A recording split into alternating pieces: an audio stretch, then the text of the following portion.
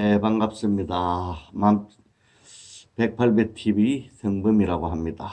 이번 시간은 백유경 이야기 23번째 어리석은 도둑에 대해서 말씀드리겠습니다.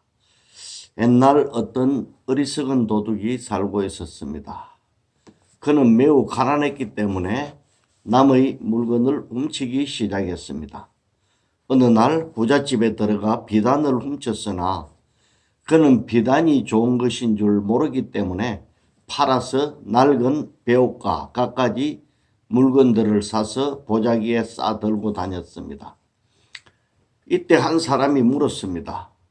자네는 왜 비단으로 낡은 삼배옷과 바꾸는가? 이것은 아직 옷이 아니기 때문에 이미 만들어져 있는 삼배옷과 바꾸는 것입니다. 그래서 그는 많은 사람들에게 비웃음을 받았습니다. 세상에 어리석은 사람들도 이와 같습니다. 깨달음을 이루고자 발심한 어떤 사람이 부처님의 가르침을 배우고 열심히 수행하여 생로병사를 벗어나서 성불하려는 원을 세우고 출가를 했습니다. 그리고 열심히 수행을 했지만 좀처럼 깨달음은 열리지 않았습니다. 그러자 그가 생각하기를 힘들게 수행을 해도 깨달음을 얻지 못하니 차라리 적당히 즐기면서 사는 게 좋겠다. 이렇게 생각하고 계율을 어기며 욕망에 따라 살려고 마음을 먹었습니다. 이렇게 살기 위해서는 그런 좋은 절을 가지고 높은 지위를 얻으려고 여러 가지로 힘을 쓰게 됩니다. 즐겁게 살기 위해서는 돈이 필요하기 때문입니다. 이러한 이유로 부처님의 가르침을 버리게 된다면 이 사람은 도둑이 훔친 비단을 삼배옷과 바꾸고 남의 웃음거리가 된 것과 같은 꼴이 된다는 이야기입니다. 돈이 없으면 비단을 조금 떼어주고 남은 비단으로 옷을 지어 입으면 됩니다. 하지만 도둑은 비단이 얼마나 귀한 것이고 좋은 것인 줄 몰랐기 때문에 그것으로 삼배옷으로 바꾸어 입었던 것입니다. 삼배옷은 입어도 이 볼품이 없을 뿐만 아니라 촉감이 거칠고 바람을 막아주지 못하기 때문에 겨울에는 너무 춥습니다. 이는 마치 진리의 바른 가르침을 만났어도 그것을 따르지 않고 세간의 즐거움에 따라 사는 경우를 비유한 이야기입니다. 즉 비단은 진리의 가르침, 삼배옷은 세간의 즐거움에 해당합니다.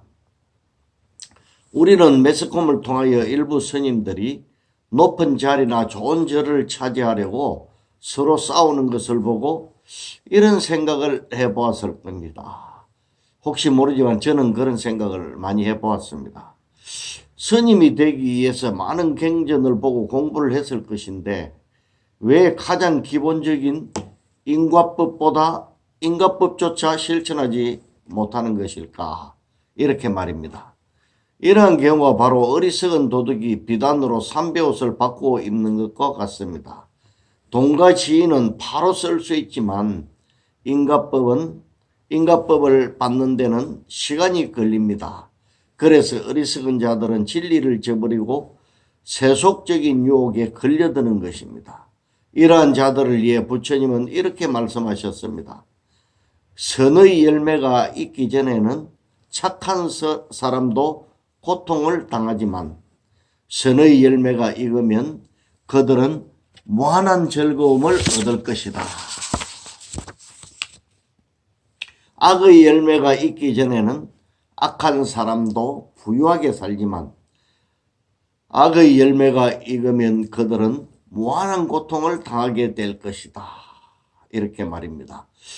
현세에 사는 우리들도 이 도둑과 같이 어리석은 행동을 하고 있지 않는지 자신을 돌아보면 참 좋겠습니다.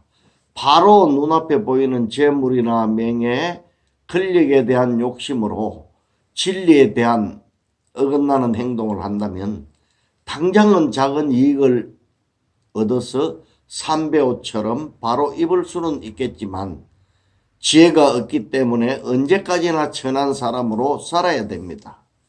이러한 사람은 육도 윤회를 하면서도 지은 복이 적고 악업이 많아 항상 괴로운 세계를 떠돌면서 불쌍한 중생의 신세를 면치 못하기 때문입니다. 비단은 아직 옷으로 만들지 않았기 때문에 바로 입을 수는 없지만 옷으로 만들어 입게 되면 이 사람은 남들의 부러움과 존경을 받게 됩니다. 비단은 부처님의 가르침, 옷을 만드는 것은 수행, 그 옷을 입고 남의 칭송을 받는 것은 중생구제를 하여 많은 사람들의 존경을 받고 널리 가르침을 펼치는 것에 해당합니다. 엄밀히 말하면 중생구제는 반야지혜를 체득하여 세상을 있는 그대로 보고 모든 것에 걸림없는 경지에 올라야 가능한 것입니다. 세상을 있는 그대로 보지 못하는 사람도 남을 위해 여러 가지로 좋은 일을 할 수 있습니다. 하지만 바른 길, 즉 진리의 세계로는 인도하지 못합니다. 왜냐하면 자신도 그 길을 보지 못하고 모르기 때문입니다. 그래서 그가 하는 선행은 복을 짓는 것이지 중생구제는 될 수 없습니다. 하지만 깨달음을 얻지 못했더라도, 즉 지혜가 없더라도 좋은 일을 많이 하면 좋습니다. 그래야 그 복으로 세속적으로 풍요로운 삶을 유지할 수 있으며 수행하기에도 좋은 환경을 갖출 수 있게 되는 것입니다. 그리고 진리의 가르침을 배워도 아직 깨달음을 얻지 못한 사람은 지혜가 미약하기 때문에 그것이 얼마나 좋은지 잘 모릅니다. 하지만 그는 여태껏 보아왔기 때문에 돈과 명예와 쾌락이 얼마나 좋은지는 잘 알고 있습니다.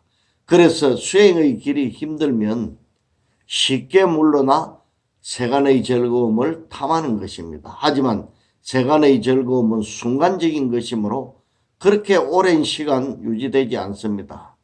또 이것들을 누리는 것도 현실적으로 쉽지 않습니다.